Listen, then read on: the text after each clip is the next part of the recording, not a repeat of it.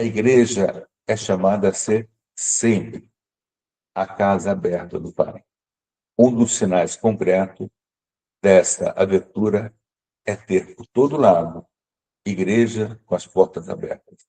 Assim, se alguém quiser seguir uma moção do Espírito e se aproximar à procura de Deus, não esbarrará com a firmeza de uma porta fechada.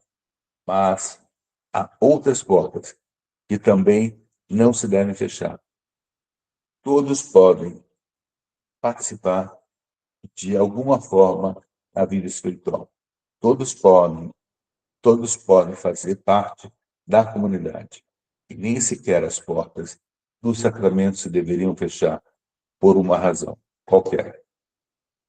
Isto vale, sobretudo, quando se trata daquele sacramento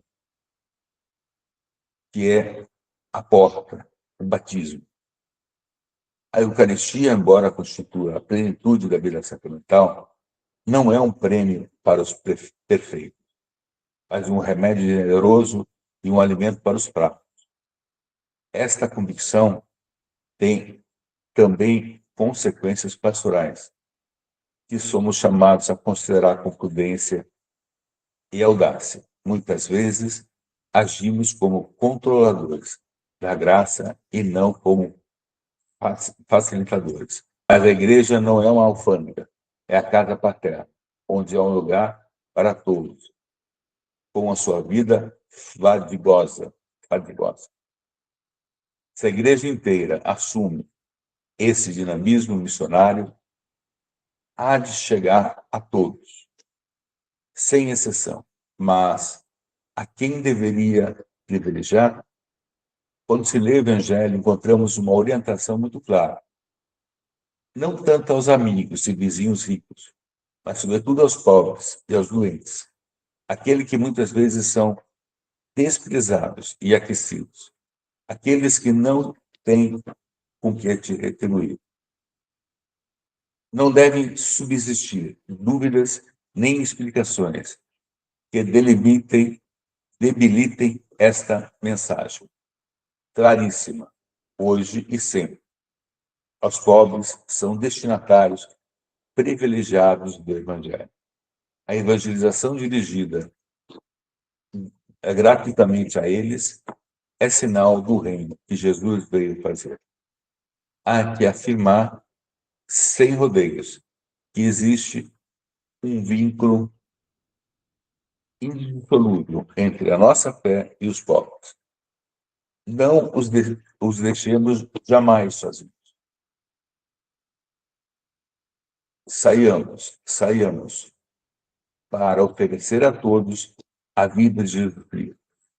Repito aqui, para toda a igreja, aquilo que muitas vezes disse aos sacerdotes e aos leigos de Buenos Aires. Prefiro uma igreja acidentada, ferida e enlameada, por ter saído pelas estradas, a uma igreja enferma pelo fechamento e a comodidade de se agarrar às próprias seguranças.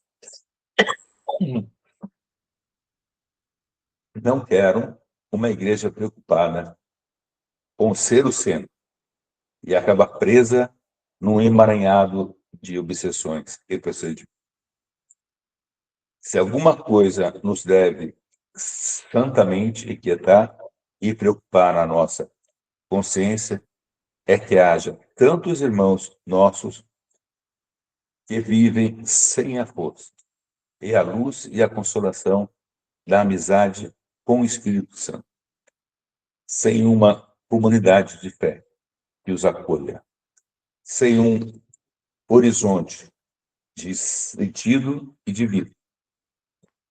Mais do que o temor de falhar, espero que nos mova o medo de nos encerrarmos nas estruturas que nos dão uma falsa proteção, nas normas que nos transformam em juízes implacáveis, nos hábitos em que nos sentimos tranquilos, enquanto lá fora há uma multidão faminta. E Jesus repete-nos, sem cessar, dá-lhes vós mesmo de comer. Capítulo